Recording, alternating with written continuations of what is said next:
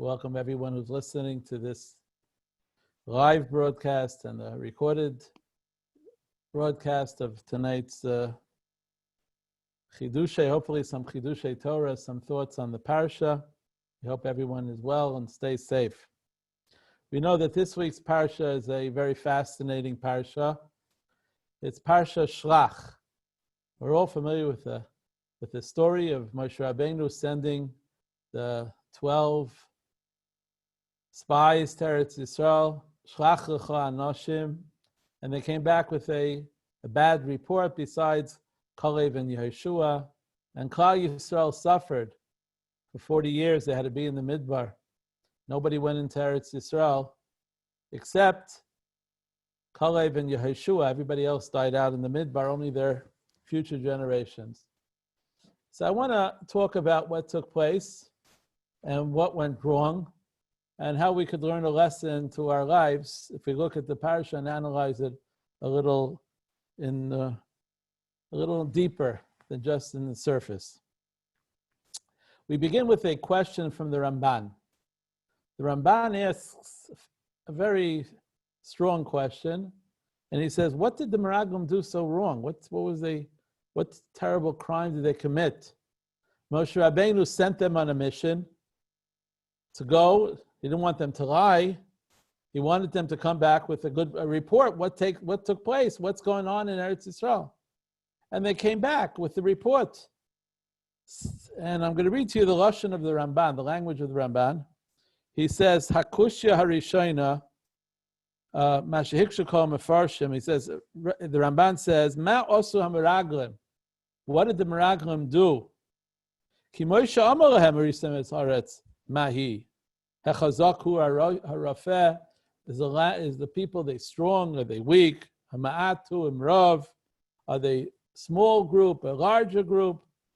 So the Ramban asks, what did they do so wrong that the Jews were deserving of being punished for 40 years?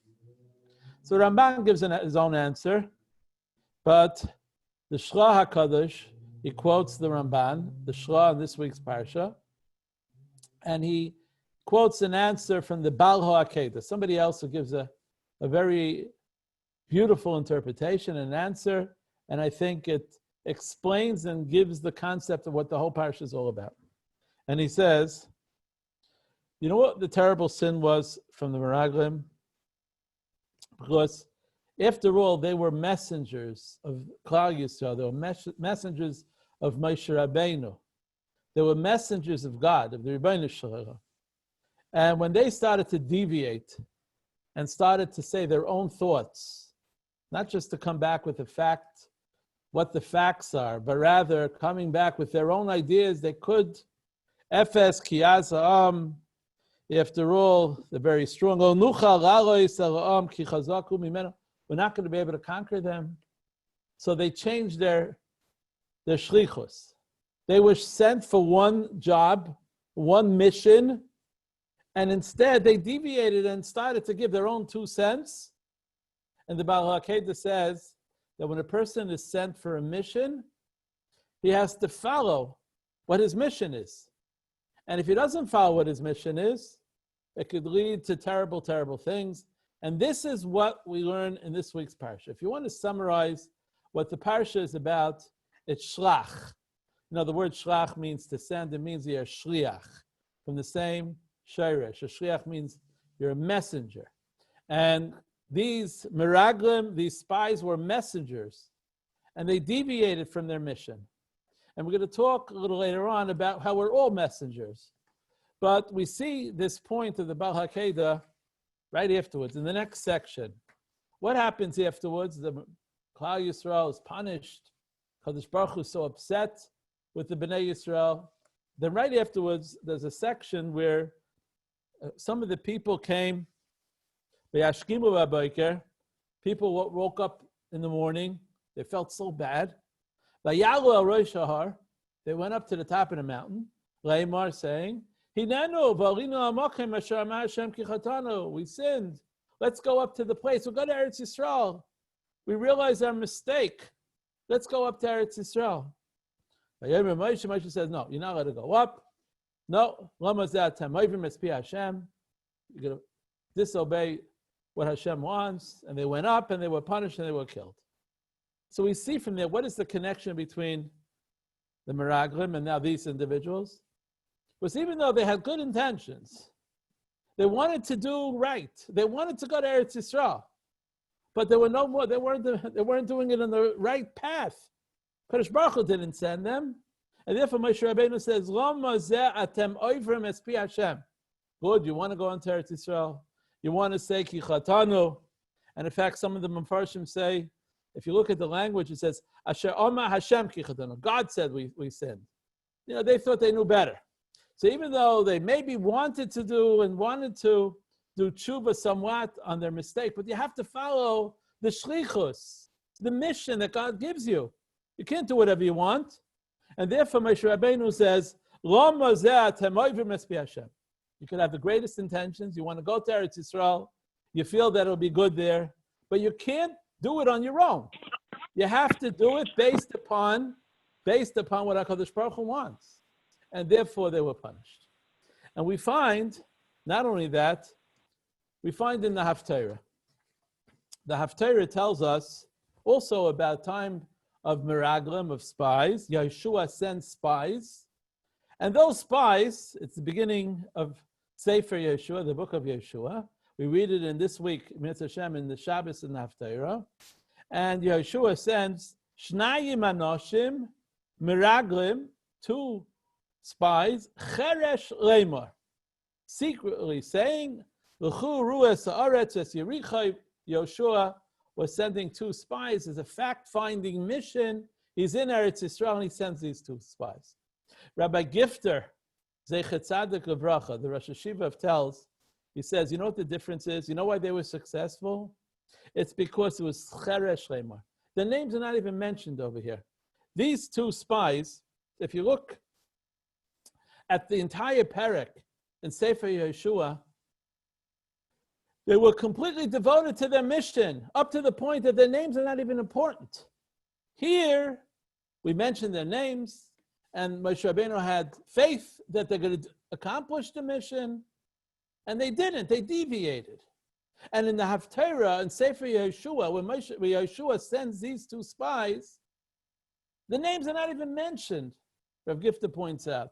You know why? Because a shliach, one who's a messenger of somebody else, his name is not important. He's just doing the mission of somebody who's sending him.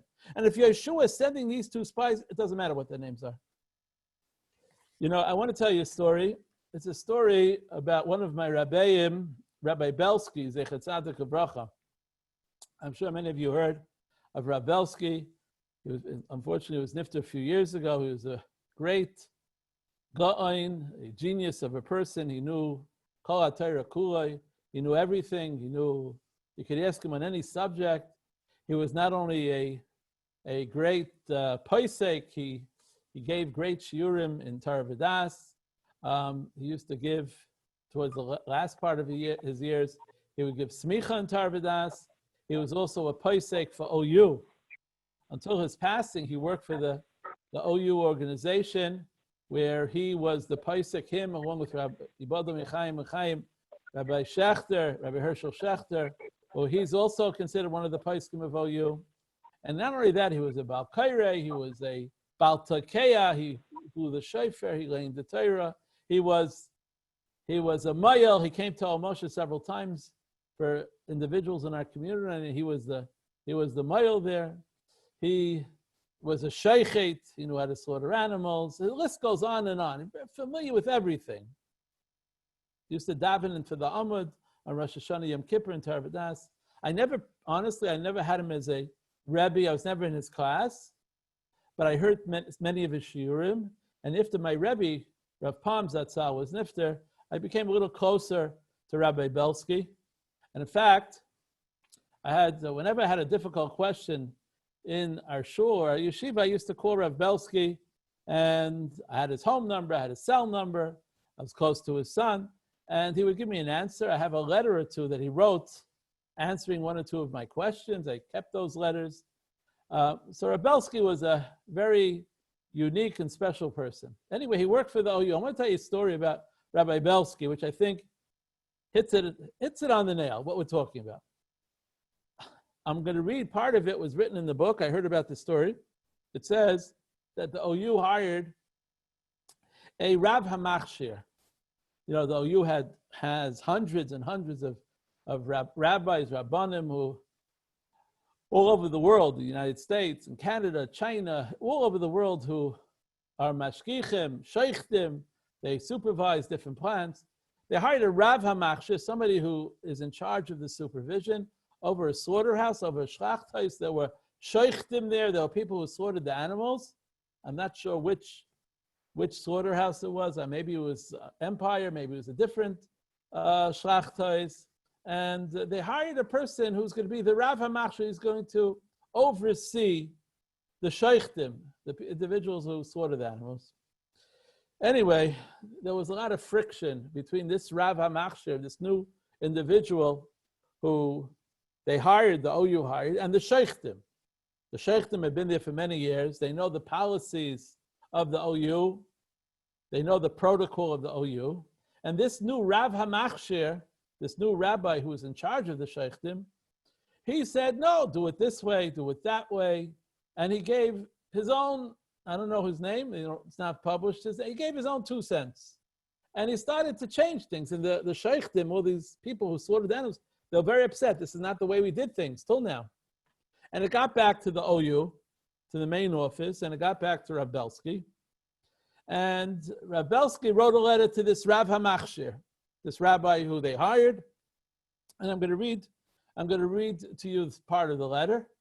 And we spoke last week that when you give somebody musar, when you try to rebuke somebody, there's 2 ways. One is to put him down, and one is to pick him up. And the best way is to pick him up. Rav Belsky is a prime example of how he spoke to people. He always picked the individual up, and that's how he gave musar. He said as follows, and he wrote a letter. Rav Belsky wrote many letters. He says, it cannot be that a distinguished individual, he's writing to the Rav HaMachshir, the one who OU hired, who's taking care of all these sheikhtim, as yourself, you don't realize that having been hired by the OU, you're such a distinguished rabbi, you're such a scholar, and you're hired by the OU, I'm sure you realize they're obligated to follow OU policy and protocol. You can't make up your own policies. And he continued to write the letter. He raised him up and told him, listen, you're a shliach. You're a messenger of OU. You can't start changing and doing your own. You have to follow the protocol and the policies of OU. Otherwise, what you're doing is incorrect. It's a prime example of an individual, this Rav HaMachshir, this rabbi who was in charge of all these sheikhtim, who decided to do on his own. I know better. I'm going to do what I want. And it doesn't work that way. When you're hired by somebody, you're a messenger of somebody, and you're hired by the OU, or here, Lahavdil, you hired who? Moshe Rabbeinu, in the name of Hashem, says, Meraglim, spies, come back, tell us a fact finding. What? And then they start giving their own advice? No, that doesn't work. You have to be like the spies of Yeshua. Cheresh Chema. Doesn't matter our names. We're doing exactly what you want us to do. And therefore, it's not only by Meraglim, it's by you and I, by every single person. We're sent in this world to do a mission.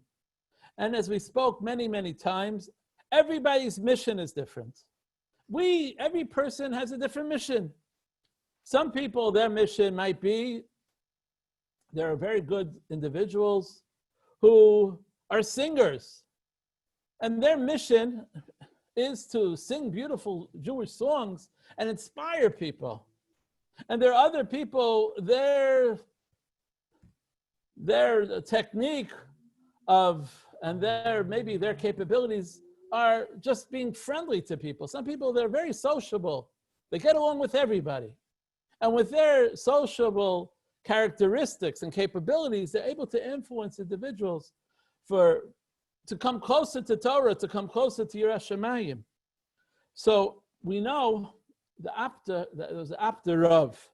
The Apta Rav, he was a Rav in a community, in a city called Apta. After he left, there was another great rabbi. He wrote a sefer called Orla Shamayim. It's Rab Meir HaLevi Mi'apta. He says, how does a person know his shlichus here in this world? What is his mission in this world? Everybody's mission is different. What's his mission in this world? He says, in the times of the Beis Hamikdash, you go to the Beis Hamikdash, and through, the Pasuk says, K'cho asher ani mara oischa, eis tavnis hamishkon, eis tavnis kol keirav, v'chein tasu. He says, and I quote, Kol echad mi Yisrael, in the times of the Beis Hamikdash, they would go, Shahol acha Beis Hamikdash, they go into the temple, they go into the Beis Hamikdash, he felt a connection in something in the Beis Hamikdash, and he realized what his mission here is in this world. In the times of the Beis Hamikdash, he felt what I have to do, what I have to accomplish. But today we don't have a Beis Hamikdash. And we know the Rosh Yeshiva, the Mashgiach in Yeshiva Asmir, Rabbi Cheskel Levenstein, he says, today we don't have a Beis Hamikdash. We have to figure it out ourselves. If HaKadosh Baruch Hu gives us capabilities that other people don't have, we have to use those capabilities to spread Torah. That's your job here in this world, to influence others, influence your family, influence ourselves. And therefore, there's some people who are very good with electronics and technology. And you know what they did? They took the internet and the computers and they built websites which promote Torah learning. And other people, their capabilities, they write beautifully, they're great authors. And they sit and they write books, Farim, in Hebrew, in English. But that's their capability that you and I maybe don't have. And there are other individuals who are great teachers. So Levenstein says, if you see, and I'm going to quote, if you see you have certain koiches, certain strength, you have to realize that that's why HaKadosh Baruch Hu gave it to you. You have a beautiful voice. It's not just to show off, it's to inspire people. So we take the shlichus that HaKadosh Baruch Hu gives us, and we use it. We don't deviate. We learn from the parashah, you don't give your own 2 cents. You don't say, I don't think this. You take the capabilities, the koiches, and you use it to the best of your ability. This is what parashah Shelach teaches us. Shelach lecha anoshim, and therefore the Torah begins how they're so important people. Kulam anoshim, Rashi says those people were special people. At that time, chashuvim hayu, ksherim hayu, they were important. And you would think, because after all, Moshe Rabbeinu, he picked these individuals, they were people of great stature. They were great individuals, but they did one mistake. They came back and they changed their shlichus. They changed their mission.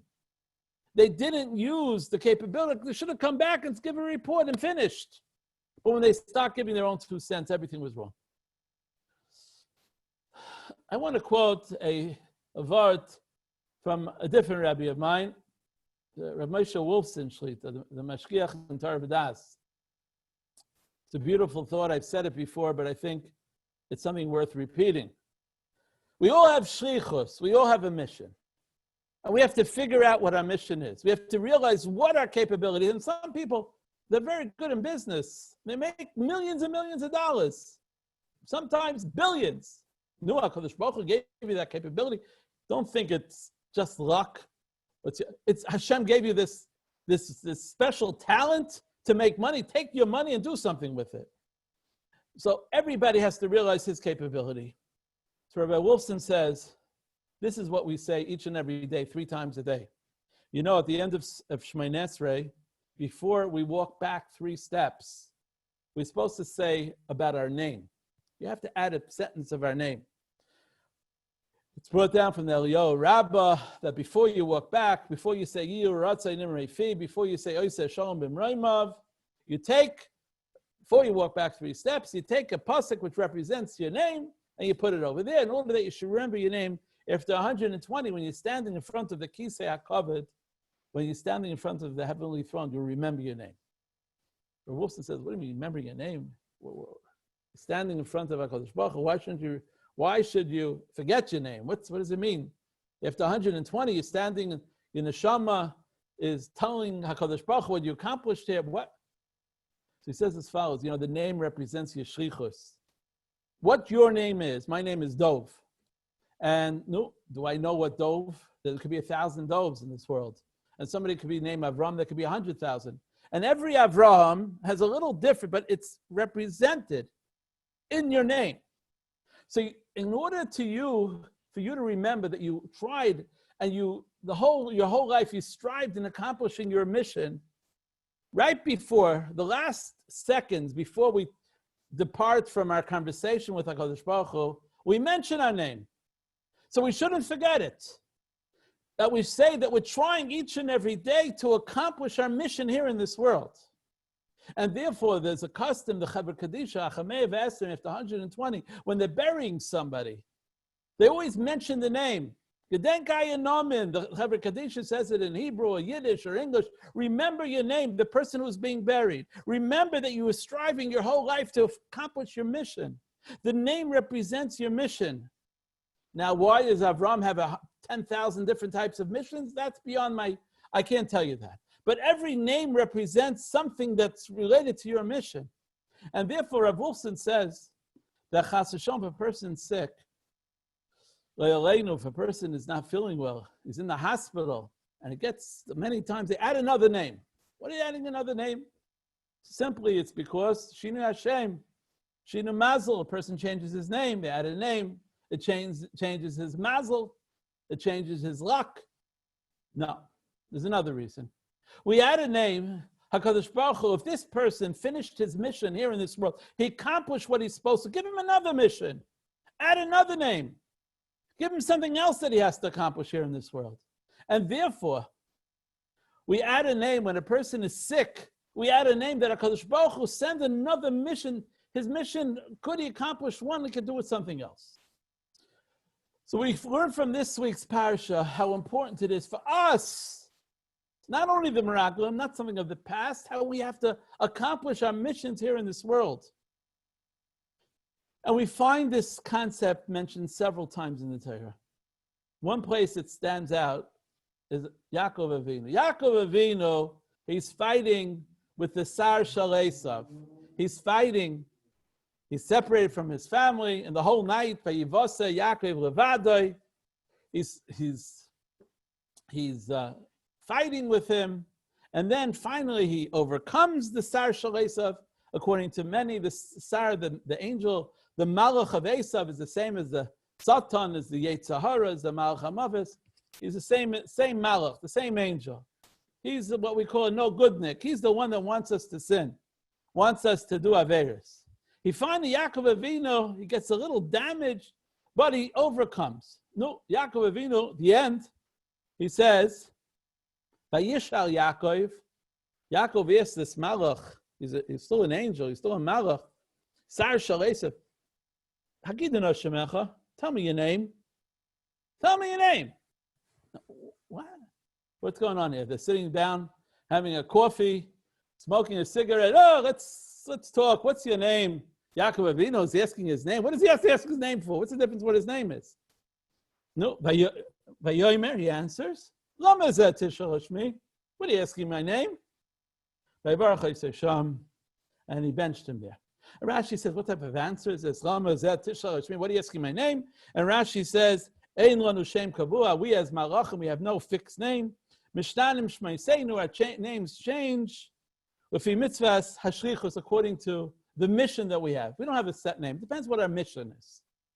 Rabbi Wolfson, Shlita, he says, no, that's not, I'm sorry. He adds another interpretation. He says, Yaakov Avinu says, what's your name? What is your mission here? What is your mission? You Satan, you Yetzer Hara, what's your mission? So you know what the Malach answers? You know what my mission here is? My mission is that people should forget their names. People should forget their missions. My mission, not he's pushing him off, is is that people, me as the Yetzer Hara, as a Satan, try to influence people that they don't realize they have a mission here in this world.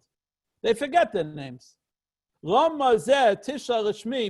I'm trying to influence people that they don't remember. They should say, what are you asking my name? I don't have a mission here. I'm like everybody else. So this very important lesson is taught to us in this week's parsha. If you want to tell us, somebody wants to understand what the parsha is all about, it's Shelach. We're all shluchim. We're all messengers. We're here in this world to accomplish, and as we say, everybody has their own shlichus. My talent, if I have a talent, is different than your talents. Your talents I can't do. And everybody's talent, each person has this shlichus, and we have to realize what our shlichus is. What each person's mission is. We can't be influenced and say, we don't have a mission, and we can't be influenced and say, we're going to deviate from the mission. That's what the Meraglim did wrong. They deviated from the mission. They decided that they have their yoyatzim. They can give advice. They could say, nah, we're never going to do it. We're not going to accomplish. We can't overcome the people who are living now currently in Eretz Yisrael. And even the next parak, the next section of the Torah, when people said, oh, we're going to go up to Eretz Yisrael. It's not your mission. Moshe Rabbeinu tells them, what do you, it's not what HaKadosh Baruch Hu wants from you. Do what Hashem wants from you. So we have to remember 3 times a day, every day of our lives, without exception, before we finish Shmoneh Esrei, we remind ourselves that we have a mission here in this world. We have to say over our name. We have to say a pasuk that's merames, that hints what our name is all about. And therefore, this man, this Rav HaMachshir that the OU hired, he could be the smartest Talmid Chacham, the greatest individual, and he has his own way of thinking, but it's not his mission. He's hired by a group and they have to follow their protocol. And you and I, we have a mission here in this world. And we can't start switching and saying we know better. That's incorrect. And I just want to read to you on this. With this I close.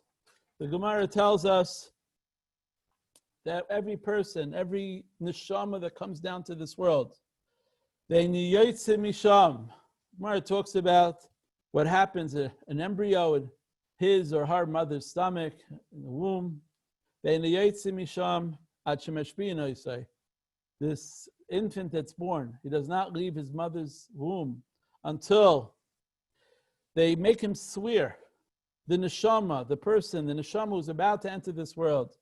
And what is the shvua what's the basic idea between everybody's talents and missions? It's one thing.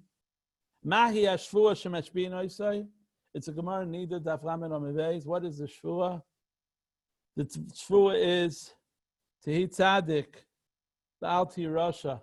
Become a righteous individual, and don't become a Rasha, and don't become a wicked person. Afilu kol ha'olam kula oimrim lecha tzadik ata, and even if the whole world says, "Oh, you're the greatest," Heya beinecha kerasha, you could always strive for better. In your eyes, you should be like a Rasha. They have to strive to do more and more and more. So the bottom line, the common thread, the common denominator between all of us is one thing. It's Tehi Tzadik V'al Tehi Rasha. But I have one path of doing it, you have another path of doing it, and the third person has another path, and every person's path is different.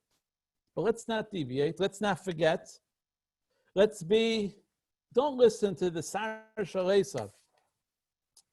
The angel of Esav, the Yotzei Tzara, says, Lama zeh tishal shmi. He's telling everybody, forget your name, you don't have a mission, you're nothing. No, you're not nothing. You could accomplish with whatever koiches that you have, you could accomplish. And every person has these koiches. And everybody's koiches, everybody's strengths are different.